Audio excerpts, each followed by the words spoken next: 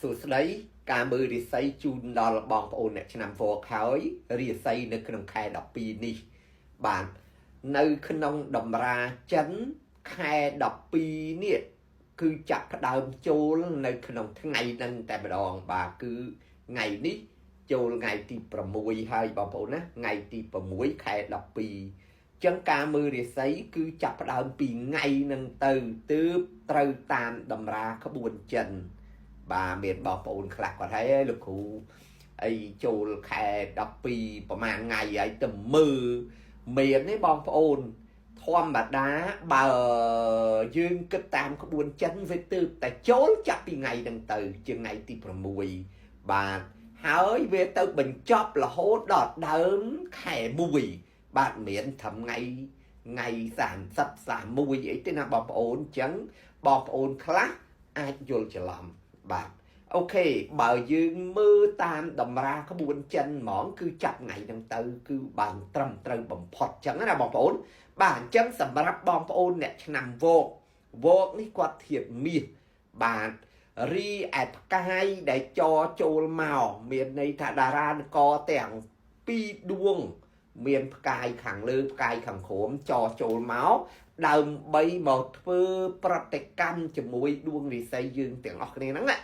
មានន័យថាជាផ្កាយធាតុដីចចូលដែលគេហៅថាជាផ្កាយភិនអ៊ីងបាទហើយមានផ្កាយធាតុទឹកមួយទៀតចចូលខាងក្រោមដែលហៅពាក្យមួយទៀតគេហៅថាជាផ្កាយសៀគួរបាទអញ្ចឹងតាមក្បួនចិនគឺគេហៅអញ្ចឹងរីឯថ្ងៃនេះគឺជាថ្ងៃចាប់ផ្ដើមបើកឆាកដំបូងនៃខែជូតបាទដែលចិនគេហៅថាតាមច័ន្ទគតិចិនហ្នឹងគឺគេហៅថាជាខែសៀវសៀបាទអញ្ចឹងនាំឲ្យរាសីបុគ្គលឆ្នាំវកឬមួយក៏បុគ្គលទាំងឡាយណាដែលមានរាសីត្រូវជាមួយនឹងធាតុដីព្រមទាំងធាតុទឹកអានឹងដងហេងខ្លាំងណាស់នៅក្នុងខែ12ហ្នឹងបាទអញ្ចឹងផ្ដោតសំខាន់ទៅលើវកនេះក៏នៅក្នុងក្រុមសហធាតុទឹកដែរបាទប៉ះជាមួយនឹងខែជូតបាទគឺជាក្រុមចងសម្ព័ន្ធភាពត្រូវទៅជាត្រីភាគីហៈណាបងប្អូនបាទអញ្ចឹងហើយបើសិនជាលេខនាំសំណាងប្រចាំបុគ្គលឆ្នាំវកឬមួយក៏បងប្អូនទាំងឡាយដែលចង់បានលៀបចង់មានសំណាងល្អនៅក្នុងខែ12នេះបងប្អូនក៏អាចប្រើលេខ16ដើម្បី share ចេញបាទចឹងបងប្អូនណាខ្លះដែលកំពុងតាមដានคลิปដែលកំពុងតែមើលការទូទាយជូនអ្នកបុគ្គលឆ្នាំវកនេះអាច comment ពាក្យលេខ16ហើយ share ចេញ comment តែម្ដងណាបងប្អូនណាហើយ share ចេញទៅនោះបងប្អូននឹងជួបនៅឥទ្ធិពលធម្មពលជុំវិញខ្លួននឹងមកជាធាតុទឹកនាំឲ្យយើងនឹងមានហេងជួបសំណាងអីចឹងទៅជួបរឿងដែលល្អនាំឲ្យយើងកើតទៅជាលៀបកើតជា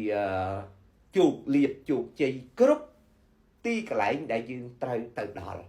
អូខេចោះបុគ្គលឆ្នាំវករាសីនៅក្នុងខែ12នេះតើគាត់នឹងជួបអីខ្លះបើផ្កាយមកខាងលើជាផ្កាយភៀងអ៊ីងខាងក្រោមជាផ្កាយសៀគួរនេះតើគាត់មានរាសីបែបម៉េចដែរ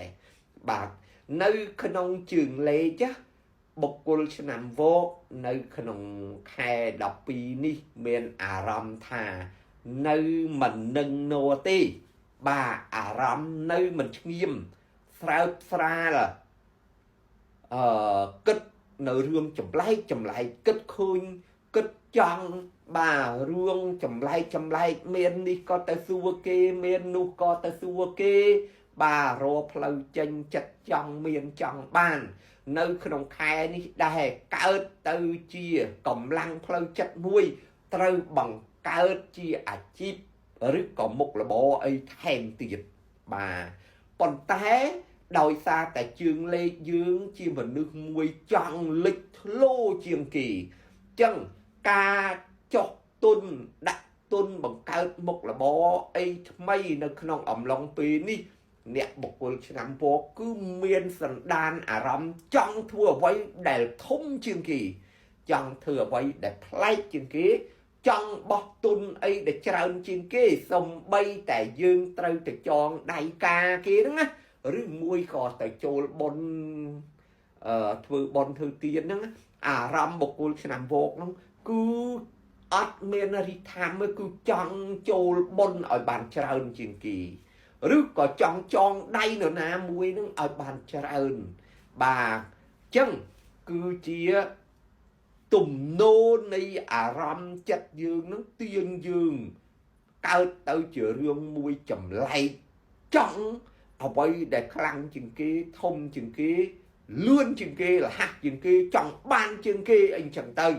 បាទអញ្ចឹងហើយនាំឲ្យបុគ្គលឆ្នាំវកនៅក្នុងទំនាយនឹងខែ12នេះមានន័យថាគិតអ្វីប្លែកខុសពីក្បួនតម្រាខុសពីក្រៅខាងក្រៅខាងខុសក្រៅពីក្បួនតម្រាប៉ុន្តែសួរថាល្អទេល្អជើងលេខគឺល្អនៅក្នុងខែ12នេះបើសិនជាបុគ្គលឆ្នាំវកទៅពឹងពាក់អ្នកដតីឲ្យជួយលើកផ្នែកអីមួយគឺមានន័យថាមានអ្នកចាំជួយយើងមានអ្នក support យើងប៉ុន្តែនៅក្នុងនោះក្នុងចំណោមមនុស្សដែលយើងត្រូវពឹងពាក់ហ្នឹងណាគឺមានជួយយើងដោយស្មោះទេមានន័យថាគេនឹងជួយយើងប៉ុន្តែនៅក្នុងនោះគឺគេកេងកម្រៃគេកេងចង់បានផលប្រយោជន៍ចង់បានផលប្រយោជន៍ពីយើងមាននេះជួយទាំងអស់ពីបេះដូងនេះណាមានន័យថាគេគិតថាពេលជួយយើងទៅតើគេបានប្រយោជន៍អីតើបានប្រយោជន៍ធំប៉ុណ្ណាបាទហើយមិនត្រឹមតែយើងមានបញ្ហាឬក៏មានការពឹងពាក់ខ្វះខាតហើយទៅពឹងពាក់អ្នកតូចអ្នកធំខាងក្រៅទេសូម្បីតែទីហោថាបើយើងមានអាជីពហើយមានបុគ្គលិកឬក៏មានប្រើបរិវារឬក៏មានអ្នកជួយអីហ្នឹងណាមានន័យថាអ្នកដែលជួយយើងឬក៏បុគ្គលិកដែលជួយយើងទាំងប្រមាណក្នុងអំឡុងពេលខែ12នេះជើងលេខមានន័យថានាំឲ្យបុគ្គលិកឬក៏បរិវារអ្នកដែលតាមជួយយើងហ្នឹងគឺវាឬគាត់មានចិត្តមិនស្មោះត្រង់មួយយើងក្បត់យើងកាប់កេងពីយើងលួចពីយើងបាទអញ្ចឹងនៅក្នុងតម្រាជើងលេខគឺបែបហ្នឹងគេហៅថាយកសេវាក្រៅបន្ថែមដើម្បីជួយការងារយើងហ្នឹងបាទអញ្ចឹងបើយើងនិយាយទៅឃើញថាពឹងគេបានប៉ុន្តែចំណាយក៏មិនធម្មតាសម្រាប់ចំណូលលក់ដូររស់ស៊ីក៏មុខរបរអាជីពតួនាទីការងារគ្រប់បុគ្គលទាំងអស់ដែលជាឆ្នាំវកហ្នឹងមានន័យថាមានចំណូលមកច្រើនលក់ដូរដាច់ប៉ុន្តែចំណាយវិញនោះក៏មិនធម្មតាដែរសរុបគឺអញ្ចឹងនេះបុគ្គលឆ្នាំវកបាទមិនត្រឹមតែប៉ុណ្ណឹងបុគ្គលឆ្នាំវកបើសិនជាប៉ុន្តែមិញបងប្អូនអ្នកឆ្នាំវកshareហើយនៅshareលេខ16ដើម្បីជាថាមពលមួយជួយដល់បុគ្គលឆ្នាំវកបាទឲ្យបុគ្គលឆ្នាំវកហ្នឹងកុំគេហៅថារកបានប្រមាណឲ្យវានៅកុំឲ្យវាទៅច្រើនពេក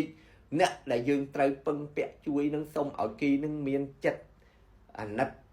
មានចិត្តកុំក្បត់បុគ្គលិកបរិវារយើងដែលយើងប្រើនឹងសូមឲ្យគាត់នឹងកុំគិតពីផលចំណេញកេងកັບពីលើយើងពេក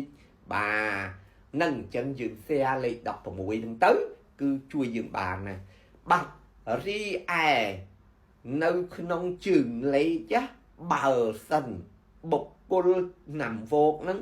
គាត់ចង់ឲ្យល្អហ្មងបាទមានបែបទៀត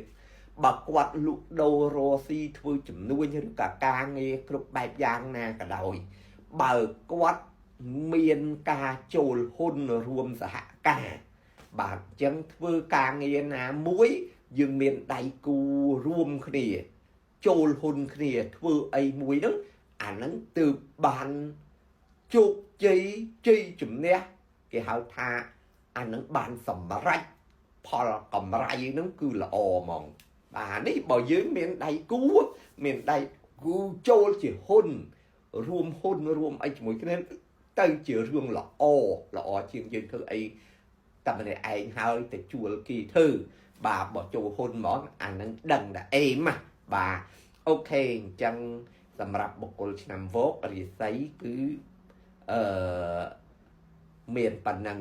សម្រាប់បងប្អូនដែលនេះគឺជាការជូនដំណឹងបងប្អូនណាសម្រាប់បងប្អូនទាំងឡាយណា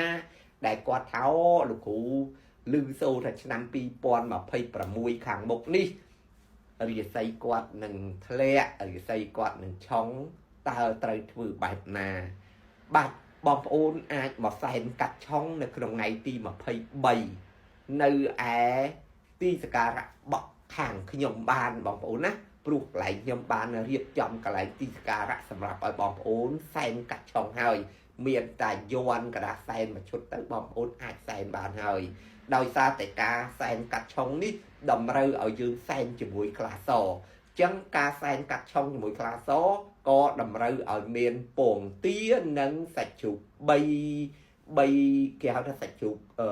3ជាន់ណាតាមម្ដុំប៉ុនក៏ដៃមកហើយយើងអាចយកមកសែនកាត់ឆុងបានហើយសម្រាប់ធូបទៀនកដាស់សែនកាត់ឆុងហ្នឹងខាងកន្លែងខ្ញុំមានហើយបងប្អូនគាត់មកជាវហើយធ្វើការសែនកាត់ឆុងទៅសម្រាប់បងប្អូនមួយចំនួននៅឆ្ងាយដែលក៏អត់អាចមកសែនកាត់ឆុងបានបងប្អូនក៏អាចជាវកដាស់សែនបាទឈុតកដាស់សែនយកតែសែនកាត់ឆុងបានដែរបងប្អូនណាបាទអរគុណច្រើនមានប៉ុណ្្នឹងទេព័ត៌មានទំនាក់ទំនងគឺ016 9 23 888